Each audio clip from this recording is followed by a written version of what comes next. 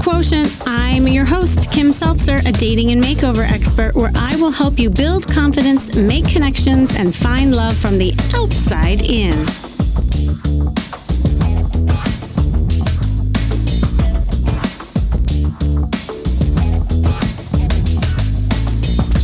I'm back doing another episode of Where Are They Now? And for those of you who haven't heard any of these episodes before, I will recap. So as you know, I coach a lot of people. And of course, you have heard me coaching people live on this podcast with my Coaching with Kimmy episodes. Well, I also have a ton of clients who I send off into the world after coaching with them. And it's just so amazing and rewarding when I hear countless success stories and read thousands of emails of previous clients updating me on how their life has improved in various ways, by the way, and often how they do find love. And sometimes it's just finding even the love within. So I do these Where Are They Now episodes to inspire and motivate you by hearing what happens to people after I work with them. And whether that is on a podcast or working with them over time as clients, I hope you listen to these and get inspired by people's successes and know that success can happen to you too. And really, it all starts with a call. So today I am bringing a special guy who I met during a dating workshop. Actually, I was hosting at a wonderful social event organization called Events and Adventures, which is amazing, by the way. You got to check them out. And he started listening to my podcast after that and decided to hop on a free private call I offer. And by the way, if you're listening to this, you don't know that you can do this, you can sign up for a private call with me. Just use the link you see in the show notes to do that. Anyway, he had shared on our call that he had divorced. It was about 2 years prior to our call, from an ex who was a narcissist, and he had dealt with that for a long time. And he was working on also his social confidence and getting back out there. And he definitely was a relationship person, like through and through. He still is, by the way, but he had just very little to no dating experience. He only had 3 relationships under his belt. And he was feeling kind of lost to know just how to date without being attached, and really learning how to date himself, to be honest. In addition, just that lack of experience, he needed some help with his style, and he had some big clothes we had to get rid of. He had some challenges also around initiation with women in a flirty way. You know, he was social and friendly, but when it came to upping his game, that's where it was daunting for him. And he definitely did not flirt. So unfortunately, he would get friend zoned a lot. And he decided to join my co-ed dating retreat called Dating Reimagined that included virtual classes and a 3-day live retreat so that he could learn how to date and do a style makeover with new pictures and increase his sexy confidence overall. And as we worked together in the program, he realized also how much of the power he was giving away of himself, and that he tended to be this kind of over caretaker. So he didn't know how to really let women earn him. He was just always providing for them constantly. And his people pleasing tendencies made it difficult to ask for what he needed and attract a reciprocal kind of relationship and partnership. And after learning some fundamental dating and flirting skills through the practice in the group, gaining a sexy style, which allowed him to be more confident, to go online and do more social events, and learning to be more vulnerable and share his needs, his confidence soared. In fact, if you go onto my socials, there's a little clip of him and another client that I took to Vegas where he is looking fly, and he had just had a lady ask him about his style. So it definitely something is working. He is now approaching more women. And he even texted me recently that he just encountered one hot off the press. So I will let him tell you the rest anyway. Welcome, Jim. Jim, are you there? Hey, Kimmy, yeah, I'm here. How are you? I am good. You know, I was telling you off air about that. It was so fun to reflect back on that time. Like, do you remember that guy? Yeah, but I don't remember all those things you were saying. So I'm a little taken aback, but at the same time, I don't think you're wrong on quite a bit of that. So Yeah. Well, I mean, and again, it's like, don't shoot the messenger. Like, these were all in my notes. And but it's just a true testament to like sometimes you almost forget that person that you were when you've come so far. And that's why I wanted to have you on because you really have come so far, Jim, and you're just not that guy anymore. Like you were always a social person, but I think, like as you were kind of leaning into your sexy confidence, um it's just different. So anyway, I'd love for you to share more about you. I did a recap, but just maybe share what your life was like before, we had that first call and the struggles that you had.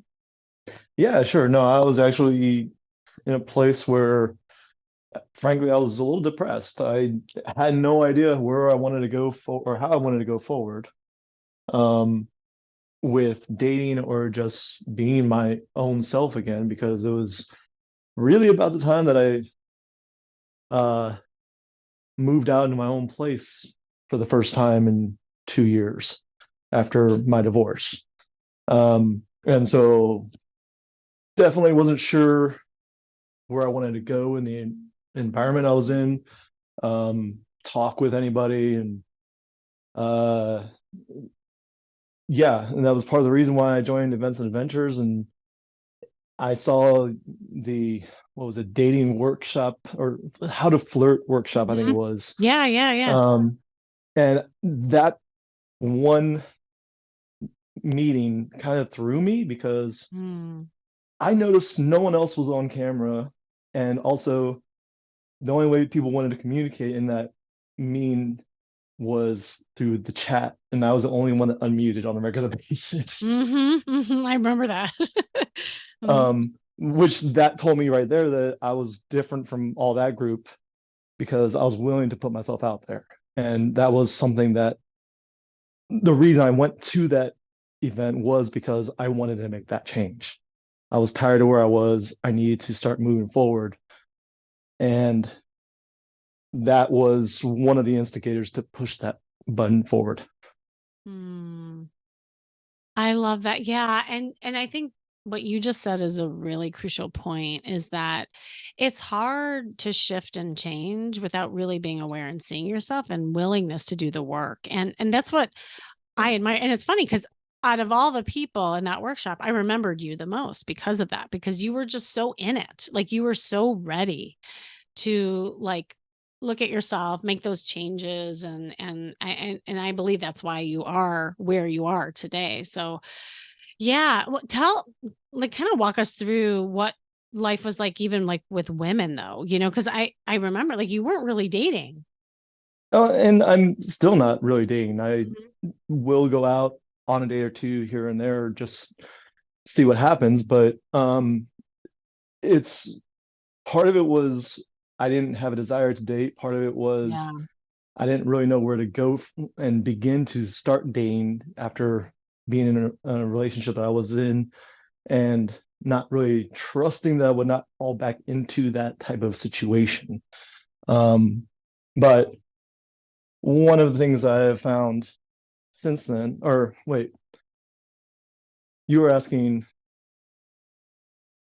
sorry, repeat the question. Oh yeah, yeah. No, no, you're all good. And it is an honest answer about like just where you were with dating and women, Yeah. and because again, like we're talking about a different success story here. And I think it's important to, relate to that. But I think just even like approaching women, and I remember you're really big on karaoke. Right. Let's call that out. And you were going to I the wasn't even going to mention it, but okay. yeah, I'm mentioning it because you're very talented. Um, but I think that was kind of like your social life, but also like just feeling kind of daunted with what to do with women even there. Like you didn't even realize there were women interested in you. I remember that conversation. Yes, that is true. However, there are certain karaoke bars I will go to. I will not even try to pick up any of them because it's such a small field. And in terms of, it's almost like a family. Everyone knows what everyone's doing. So Right, that's why right. I always try to go different places. And part of going to different places also means that you have to start talking to different people, Mm-hmm. whether that's sitting at the bar and talking with a bartender, which then will turn into talking with someone next to you because the bartender says something to them or they say something to the bartender and makes an easy segue into a conversation. Um, yeah, something that I didn't do a whole heck of a lot before working with you. Yeah. And even that is just like a huge step, and when you were talking about the depression that you were in before, like, you want to talk a little bit about how that also was impacting you, like just with even your desire to get back out there. Yeah, no, I mean when you're in a state of depression, you don't want to go out. You just kind of want to sit home and Yeah. either do nothing, sit there, play video games, drink. But Hmm. uh, eventually, working with you, I said, I mean, I think I was already on the edge of saying no more to that anyway, but working with you kind of pushed it over the edge, where I stopped sitting at home. I started going out more, trying different things, joining a gym, and doing some other things that you recommended, which I don't know if we want to save for later. But Oh, no, go for it. Go for it.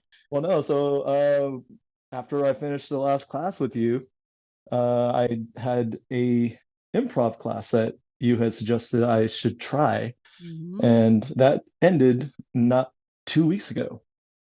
And even now, after we are done with that class, I still am part of a group text message of every one of those people reaching out. Hey, what's going on? Are we doing this tonight? Do you want to do this tonight?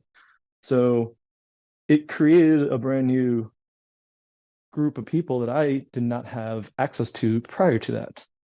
Mm. And it's having that access to those different resources, social groups, whatever, push you to not stay home, Yeah. Yeah. which That alleviates some of that depression. exactly, exactly. And I mean, those kind of tangible things, like, joining the group and getting out and all that, like, it's the action piece of that too. That really, I think, also, helped you even with just that social confidence. Um, but I also remember the big clothes. Do you remember that? Can we talk You about know, that a little bit? I still have a pile of those ready to go into a whole new pile, I should say, ready to go to Salvation Army or someplace else. So yeah. Like, do you remember just like how you viewed yourself before we did our makeover? Well, the funny thing was when I talked to people then, they thought I had decent Hmm. style, and then I took those pictures. I was like, no, that doesn't look good. They were, I think, being nice. Well, no, people don't know what they don't know. But what I do know and remember is that once you did start buying some of those clothes, people definitely noticed you in a different way. Well, I definitely remember going to the first retreat with you and my flight being delayed, and I was sitting in the airport dressed up the way I was dressed. Yes. And you and your assistant both asked me, "Did you really wear that on the flight?" Yeah. And um, you looked hot. He had you listening. He had this like leather jacket on, and you were just looking so like sexy and handsome. Like, and didn't you feel different when you were in those clothes? oh yeah, and I still feel different whenever I wear those clothes. So I Mm-hmm. now have a whole host of additional clothing that kind of match that same theme, Mm-hmm. which yeah, it's a little bit of a shock to the wall when that happens, but at the same time, it makes you feel so good. Definitely. Well, and when you get that feedback from other people, again, that just like works with the inner confidence too, going out there. And what I noticed too is your body language even shifted too. Like, I just the way you walk, you're standing a little taller, like it interacts with just the signals that you send to other people and how you feel in your body. Yeah, and to that point, there's a guy at one of the main karaoke bars I go to regularly who one night in the last 2 or 3 months said to me directly, he's like, you're probably one of the coolest cats in this entire bar, and you worked for it though. Because Ah. he had seen how much I had changed over the last year with my styling and how I approach things and everything else. And so he said, Um, I'm using you as a reference to adjust my style. Oh, Jim, you never told me that before. That's I awesome. had to say some things. Yeah. And now everyone gets to enjoy it right here on the podcast. Yeah. No, what a beautiful testament to just how you're coming across to people too. Um, I want to talk a little bit about just the people pleasing thing, because remember that was something also that you've been working on, and it's always like a constant journey with that, and there are a lot of listeners who struggle with that, because inherently you are such a beautiful soul, you are a caretaker, but it was also kind of backfiring on you. Do you want to talk a little bit about that? Well, as you mentioned, I guess in the precursor, the preamble, um, definitely got friend zone on a regular basis. And I still do in some cases, but at the same time, it's those people that friend zone me, I kind of want them to zone me anymore. Um, I have tried my best to take full steps away from that situation where I am that caretaker. I mean, I grew up taking care of my mom on a regular basis because of uh position she was in. And so it was something that carried over into my adult relationships, which, as you mentioned, kind of puts you in that friend zone because you don't flirt, you don't try to get to know people on a deeper level. And in my case, I also have these walls, or had these walls, still have them, Hmm. that kind of put a little barrier between myself and some others sometimes, which can turn people off from any flirtation aspect. Hmm. So, getting to know the idea of showing vulnerability and actually showing emotions and everything else was a foreign concept to me Hmm. before working with you. Um, and I have a feeling I'll be working on that pretty much my entire life, just keep breaking those barriers down that I had. And but at the same time, my friendships have definitely become much more rich because of it. Hmm. And I actually told a couple of my friends that I hang out with regularly very recently, um, that for the longest time I used to say I only had two or three real friends and very many acquaintances. And I've come to realize just how fake that, or how false that statement was. Y'all are friends. To which Wow. I got very emotional responses back. So Oh my gosh, Jim, that is so awesome. I'm really glad you, first of all, tapped into that, because I was going to kind of ask you more about the vulnerability piece. And to me, like of all the things we're talking about, that was something that really I saw you grow with. And like you said, I mean, it's a continued journey, but the level of how you like really pushed yourself, because it was not easy, and I know there you and I had a lot of sessions around that and talks around it, but then when you started implementing it with your friends and even like with people in the group and the dating retreat, just the impact it had. And we talk about this all the time, but just when you are more vulnerable, you're more real, and that authenticity is so huge when it comes to like the powerful connections, and not just with women, but like you said, with friends too. yeah, and honestly, when you first told me that I wasn't being authentic, I was taken aback because Hmm. I had been told in the past by some others that I was one of the more real people they had met. And so I had I to re-examine that. And I was just like, really? I remember that conversation too. Like it was so clear to I know, and well, that's how I roll, right? Like I call it like I see it. I don't No, you sugarcoat do. things, but it's only in a way to give you that support, because the thing is you were really good at selling that you're real, which is different than being real. And I think Yeah. that was kind of the difference, because if people didn't really like see that, you were fooling a lot of people, and not fooling, you know what I mean? It was more about like you knew how to navigate that, and what people wanted to see.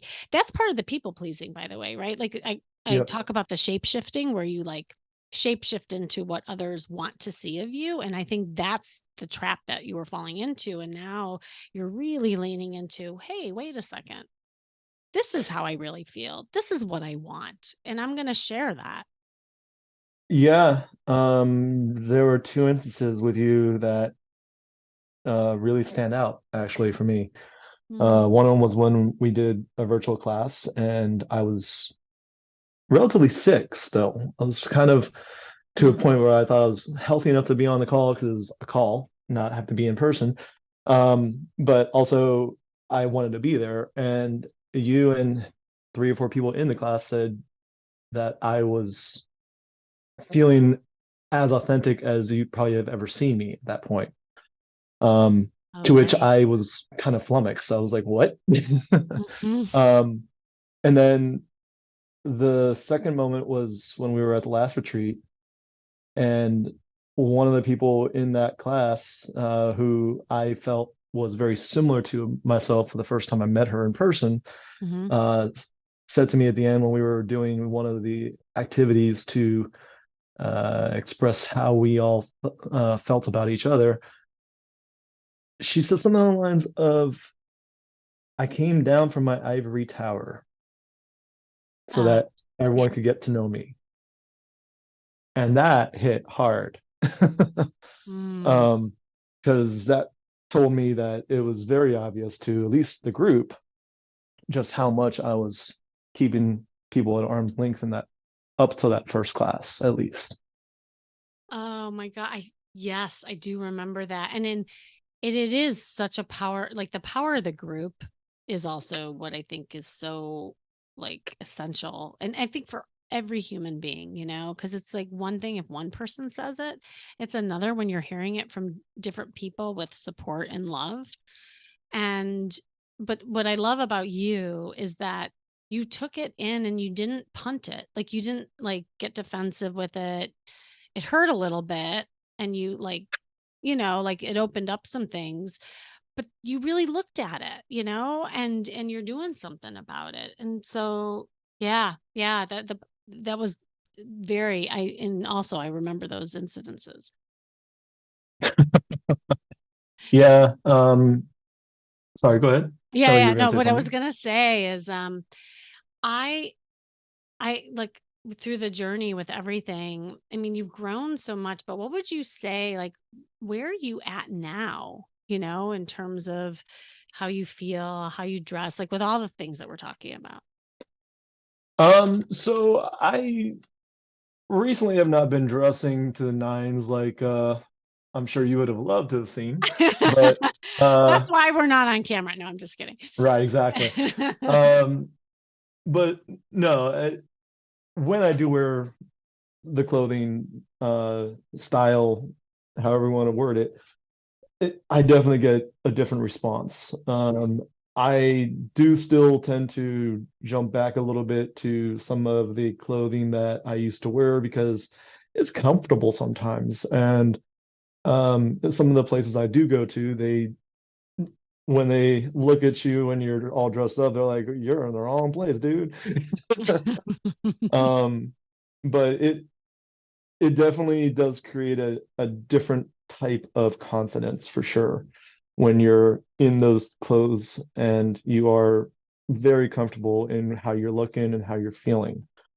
Um, to your point, during the first uh, group uh, in-person class that we did, I remember there was one time when all the guys had to walk out of the room to go to the salsa lesson, and all the women had to watch the guys walk out. And I know I had a strut, and I heard, I believe you said outright, "Whoa, where'd that strut come from?" Uh-huh. So, yeah, it's kind of humorous when you think that you're pretty comfortable in your skin, and then you put on a different set of clothing and you have a whole different feel to it. Yeah. Um, and that is definitely what I have done when I put on those clothes. I'm still dying to wear one of the articles that I got last time with you, but it just hasn't been the right weather for it. So, Oh, I was gonna say, just give it a month. You'll be there. What about the other areas of your life? Like now that you're learning to be more open, and you're more social, you're taking more classes, you're traveling, I feel like you're putting yourself out there more. Do you feel more confident overall? yeah, no, absolutely. And part of that also is getting back into the gym, which Mm-hmm. it's kind of funny because when I mentioned to some of my friends which gym I'm going to or what type of gym I'm going to, I heard one person say they'd gone to that type of gym for 2 years and no one knew their name. And I haven't even been to that gym for what, 4 months because I started going in May. It's September now. And within 2 months, all the staff knew me and half the people I work out with know me. Yay. And I remember I kicked your butt on that call. I'm like, you have to go to the gym. And we laid out a plan, like we all need that accountability, right? Yeah. Um, so what would you say your major takeaways were, like working together and being in my programs, and how has that impacted your life? So one of the major takeaways, or two of the major takeaways, one would definitely be the confidence by style, would be the way I would term it. I know you term it a different way. I think it's the clothing confidence. No, that's not what it is, but you know what I'm Yeah. talking about. Yeah. But Yeah. Costume confidence, sometimes I call it. we'll Yeah. go with that. But the other piece was definitely the breaking into the emotional aspect of it. Yeah. Um, and to that, that's one of what I was sharing earlier, where I outright said to my friends that I hang out with almost on a weekly basis, if not a weekly basis, they are friends. Mm. We may not always hang out, we may not always be able to message each other, but there's one of our friends who's not been able to join us for the last 2 or 3 months, and we're always talking. When can that person rejoin us? So it'd be a great time when they can. Mhm. Um, and I have made sure I've been trying to use those emotional words of I'm happy. This is like just I still have trouble with them. Yeah, yeah. No, but you're catching yourself too, which is kind of cool. Like when you don't do it and you're really like, sometimes you'll correct it. Yeah. Yeah. Yeah. And uh, like to the point of this woman that I met this past weekend that you brought up at the start of the show. I wasn't Yes, going to go tell back out us. to that. Oh boy. I wasn't actually even going to go out to that bar that night. But I found out the day before, or the 2 days before, from my sister, who happened to go to that same bar a week before. All the bartenders asked where I was and how much they missed me because I hadn't been there for a couple of weeks. And it had only been 2 weeks. Wow. So I felt like I needed to go back there just to say hey and everything else. And um, originally we weren't going to go there that night, but some of my friends said, well, this place that we're at is kind of lame, so let's go back to our normal haunt essentially. And I go there and I see one of my friends, and she's talking with this woman at the bar, and I go join my friends at a table in the singing area. Both my friend that was at the bar with this woman and the woman that she was talking to went up and sang some karaoke as well. And eventually, the friend came over, joined our table. She came over to kind of hang around with our group because I don't think she just didn't want to sit at the bar anymore by herself. So all of a sudden, conversation started up between her and I, and came to find out she lives where I'm going to be in 2 weeks, and we made plans for one of those days when I'm out there to meet up. So all of a sudden, where'd that come from? It came from you. And what a like great, and I love that that happened right before we hopped on this podcast too. Just it's all kind of working and it's going to keep going, Jim. Like that's just like a small example of the bigger picture of what's going to keep happening to you as you like continue on this journey. And I just have, because you're so motivational and in the way also too, and I was telling you this off air, just I think for men in particular, a lot of times men feel that they're alone in this stuff. Like there's a lot of women who talk about it, but like I just really appreciate you sharing that because I'm sure a lot of men you listening are relating to this. And what would you say, I guess, to someone who wants to shift and change in these areas of their life, but they're like scared to bite the bullet or they have too much pride, that kind of thing. Like what would you say to them to help them? It's very easy to stay comfortable. Mm, In one of the books that you had suggested I read, I believe, there was something along the lines of nothing grows where you're comfortable. yeah. And as a result, there's no reason to keep pushing forward. But the problem with not pushing forward, not growing, is you kind of internally die a little bit, where you just don't feel like you're part of the world anymore. Um, some people have that calling of I'm done with the situation. I need to grow. I need to move forward. I need to just change. Some people never get that. Mm-hmm. Um, it's a journey for everyone. It's no one can speak to for sure, 100%. This is the end all be all of how to change or how to make that step to change, in my opinion. It has to come from some place, whether it's external factors of your friends and family pushing you to get out and doing things, which those can be rejected too because they're friends and family, and sometimes they're very Oh easy yeah. to reject. But Mm-hmm. when it comes from other places, from people you don't necessarily know that well, if they say things to you, you might take a step back and say, "Is that how I'm viewed?" Mm. And similar to what we were talking about earlier with the two trips that we've been part of together at this point, where while we were in these classes with these people, it's one thing to be in a virtual class and it's another thing to be in person with them. Yeah. And people get to know you better or they don't get to know you better and they will let you know.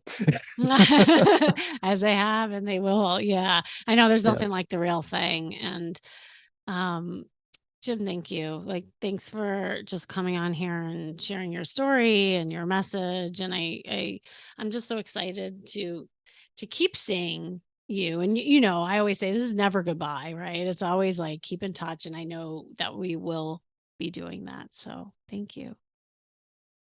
Thank you, Kimmy. And I cannot say how much I do appreciate everything that you have done for me and with me, all the time and effort you put forward.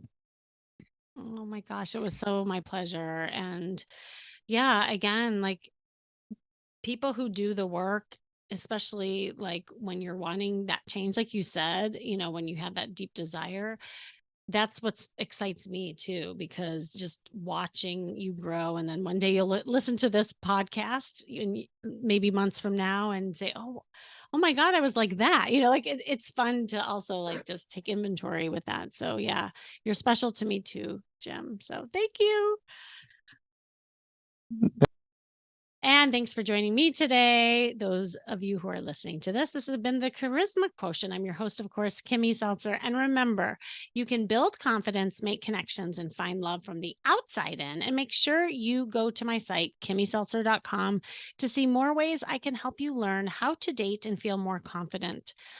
And if that is something that you desire, like Jim was saying, then hop on a private call with me to talk about ways that I can possibly help. And if you are interested in my next co ed dating retreat that we've been talking about, it is happening again now this fall. I am actually half full already. So if you're listening to this, you really want in, definitely click the link that you see in the show description to sign up for a call with me, or you can go to askkimmy.com, and you can get a note to me there and tell me you are interested in learning more.